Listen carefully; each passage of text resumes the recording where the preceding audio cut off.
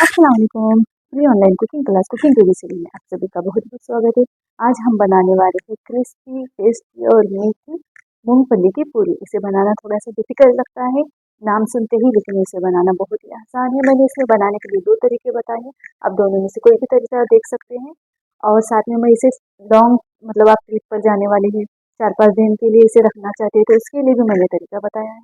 और बनाते ही फ़ौरन ही खाना चाहते हैं, तो मैंने उसके लिए भी तरीका बताया है। आप दोनों तरीके से इसे बना सकते हैं। तो चलिए देर ना करते हुए रेसिपी की शुरुआत करते हैं। आप इसे 15 दिन के लिए स्टोर कर सकते हैं, ऐसा तरीका मैंने बताया है। तो चलिए सबसे पहले हम आटा गूंद कर लेंगे। परफेक्ट मेजरमेंट बताऊंगी जिससे आपकी मूंगफली के पराठे बहुत ही ज़्यादा स्वादिष्ट बनेंगे। उसी के साथ आप इसे अच्छे लंबे समय तक स्टोर कर सकते हैं, किसी पिकनिक पे जाने के लिए या फिर घर पर खाने के लिए। तो सबसे पहले यहाँ पे मैं ली हूँ 2 कटोरी आटा। गेहूँ का आटा लेना है, आप चाहे तो मैदे का आटा भी ले सकते हैं। इसमें स्वादानुसार या फिर आधा चम्मच नमक डाल कर लेंगे और फिर थोड़ा थोड़ा पानी डालते हुए आटे को अच्छे से गूंद कर लेना है। जिस तरह से हम चपाती रोटी के लिए गूंद कर लेते हैं ना, सेम उसी तरह से हमें इसे गूंद कर लेना है। यहाँ पे कोई चेंज नहीं है। बाकी की तैयारी होने तक अब हम इसे ढक कर रखेंगे, यूँ मानो कि आधा घंटे के लिए। तो तब तक हम यहाँ पे करेंगे बाकी की तैयारी। तो यहाँ पे मैं लोहे का तवा ली हूँ, आप चाहे तो कढ़ाई भी ले सकते हैं। अब उसमें लेंगे मूंगफली। यहाँ पे मैंने 500 ग्राम मूंगफली ली है, यानी कि 2 कटोरी। अब इसे ना गैस की फ्लेम लो टू मीडियम करते हुए अच्छे से भून कर लेना है।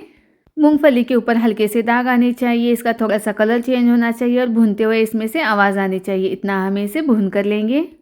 परफेक्ट, इस तरह से मूंगफली भूनकर होनी चाहिए। अब हम गैस की फ्लेम बंद करेंगे और इसे हल्का सा ठंडा होने देंगे। आपको लगे कि आप इसे हाथ लगा सकते हैं, कोई गर्म नहीं लग रहा, तब इसके छिलके उतार कर लेंगे। पूरी तरह से मूंगफली के छिलके उतारने के बाद इसे मिक्सी जार में डाल कर लेंगे और इसे इस तरह से बारीक पीस कर लेंगे। उसके बाद डालेंगे यहाँ पे गुड़। गुड़ को भी मैंने चाकू की सहायता से थोड़ा सा बारीक करके लिया है, आप चाहे तो कूट कर भी ले सकते हैं। तो जिस कटोरी से मैंने मूंगफली ली थी ना, उसी कटोरी से यहाँ पे अब मैं गुड़ ले रही हूँ। तो 2 कटोरी के लिए यहाँ पे मैं 1 कटोरी गुड़ का इस्तेमाल कर रही हूँ। मिक्सी जार को चालू बंद करते हुए इसे हमें इस तरह से पीस कर लेना है और चेक करना है कि ये अच्छे से बन रहा है या नहीं। तो आप यहाँ पे हल्का सा एक छोटा सा लड्डू बना कर देखिए, तो ये बन रहा है, तो ये परफेक्ट हो गया है। गूंद कर रखे हुए आटे के अब हम यहाँ पे छोटे छोटे लुई बना कर लेंगे। मूंगफली और गुड़ का जो मिश्रण है अब हम इसे परात में डालेंगे और अच्छे से हाथ से मस लेंगे ताकि ये दोनों चीज़ें अच्छे से मिक्स हो जाए। वैसे तो मिक्सी जार में हो गए, फिर भी हम हाथ से थोड़ा सा मिक्स करेंगे। आप चाहे तो यहाँ पे इलायची पाउडर भी डाल सकते हैं। जितना हमने यहाँ पे आटे की लुई ली है उतनी ही लुई हम यहाँ पे मूंगफली और गुड़ का भी लेंगे। तो अब मैंने इसमें आधा चम्मच इलायची पाउडर मिलाई हूँ, इसे भी अच्छे से मिक्स करेंगे। तो देखिए दोनों भी जो लेंगे हम ना, एक जैसा ही लेना है, ना ज़्यादा ना कम। तो अब यहाँ पे थोड़ा सा सूखा आटा डालकर हम यहाँ पे लुई को बेल कर लेंगे। बस हथेली की साइज़ उतना बेल कर लेना है। अब इसे हाथ में लेकर बीच में थोड़ा सा खड्डा करना है और जो हमने मिश्रण बनाया है मूंगफली और गुड़ का, वो मिश्रण इसमें डाल कर लेंगे। तो इस तरह से खुला करते हुए डालना है, ये लड्डू की तरह नहीं डालना है। अगर लड्डू की तरह डालेंगे और जैसे इसे बेलेंगे तो ये फूट सकते हैं, इसीलिए यहाँ पे इसे हल्का सा खुला करते हुए डालना है और इसे पैक करना है चारों बाजू किनारों को मिलाते हुए। अब इसे चपाती की तरह, पराठे की तरह बेल कर लेना है। आप चाहे तो इसे डायरेक्ट भी बेल सकते हैं या फिर हथेली से हाथ से इस तरह से थोड़ा सा बड़ा बना कर ले सकते हैं। ऐसा करने से क्या होता है, जैसे हम इसे बेलेंगे तो ये फूटेंगे नहीं और पूरियाँ जो पराठे बनेंगे ना, वो लंबे बनेंगे, बड़े साइज़ में बनेंगे। तो देखिए अब हम इसे बेलेंगे, तो ये बड़े साइज़ में बन गई हैं। अब हम इसे सेक कर लेंगे। आपको मैं इस वीडियो में दूसरा तरीका भी बताने वाली हूँ, इसीलिए वीडियो को बिल्कुल भी स्किप मत कीजिएगा। तो चलिए पहले वाले पराठे को हम सेक कर लेते हैं। तवा अच्छे से गर्म होने के बाद इस तरह से तेल डाल कर लेंगे और चपाती पराठा जिस तरह से हम सेकते हैं उसी तरह से सेम प्रोसेस से इसे सेक कर लेने वाले हैं, तेल लगाकर।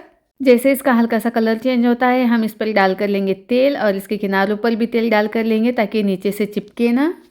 इसके किनारों को लूज करते हुए हम इसे पलट कर लेंगे, अलगते पलटते हुए इसे सेक कर भी लेंगे। अभी जो मैंने तरीका बताया है, ये वाले तरीके से आप इसे ज़्यादा दिन तक स्टोर नहीं कर सकते हैं। अब मैं आपको दूसरा तरीका बताने वाली हूँ, उसमें आप स्टोर कर सकते हैं। दूसरे तरीके की मूंगफली की जो पूरियाँ हैं, पराठे हैं, ये बहुत ही क्रिस्पी बनती हैं। तो देखिए जो हमने पहली वाली लुई ली थी उसी में से मैं आधा लुई ले रही हूँ, मतलब एक लुई के 2 लुई बनाई हूँ। अब इसे भी हाथ से या फिर बेलन के सहायता से रोल बना कर ले सकते हैं छोटा सा। अब यहाँ पे हमने जितना आटा लिया है, जितनी लुई ली है, उतना ही हमें मूंगफली और गुड़ का मिश्रण लेना है और उसी सेम प्रोसेस से हमें इसे डाल कर लेना है।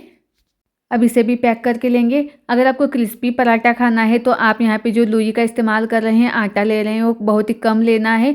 क्रिस्पी होने के लिए आपको यहाँ पे पतला पतला बेलना है। थोड़ा सा हाथ से आप इस तरह से प्लेन बना कर ले लीजिए, फिर बेलन की सहायता से फटाफट बेल लीजिएगा। ध्यान रहे जो मूंगफली का मिश्रण है वो पूरी तरह से किनारे तक जाना है। अगर आपको ज़रूरत लगे तो आप यहाँ पे सूखा आटे का इस्तेमाल कर सकते हैं। चलिए अब हम इसे सेक कर लेंगे। सेकने के लिए यहाँ पे हमें तवा लेना है। तो यहाँ पे मैं नॉनस्टिक का तवा यूज़ कर रही हूँ ताकि ये तवे पे चिपके ना, क्योंकि हम इसमें बिल्कुल भी तेल का इस्तेमाल नहीं करने वाले हैं। मूंगफली का जो अपना तेल होता है वो रिलीज़ होगा, उसी की सहायता से यहाँ पे पराठा बनकर तैयार होगा, बहुत ही ज़्यादा क्रिस्पी। तो गैस की फ्लेम मीडियम करते हुए यहाँ पे हमें इसे सेक कर लेना है। सेम प्रोसेस से जिस प्रोसेस से हमने चपाती या रोटी सेक कर लेते हैं उसी तरह से, बस हमें यहाँ पे तेल का इस्तेमाल नहीं करना है। परफेक्ट। इसी तरह से हमें अलगते पलटते हुए मूंगफली के पराठे को अच्छे से सेक कर लेना है। तो यहाँ पे पराठे बनकर तैयार हैं। तो आधा किलो में यहाँ पे मुझे 22 से 25 तक यहाँ पे मूंगफली के पराठे बनकर तैयार बहुत ही हैं। ज़्यादा क्रिस्पी और बहुत ही ज़्यादा क्रिस्पी बनी हुई है। अगर आपको क्रिस्पी नहीं चाहिए तो मैंने वो भी तरीका बताया है, और क्रिस्पी पूरी बनानी है तो उसका भी तरीका मैंने बताया है। तो आप दोनों तरीके से इसे बना सकते हैं। तो देखिए इस तरह से बनी हुई है ये, इस तरह से टूटनी चाहिए, इस तरह से ये क्रिस्पी होनी चाहिए। आप अंदर से भी देखेंगे तो ये इस तरह से दिखेगी। देखिए बहुत ज़्यादा क्रिस्पी है।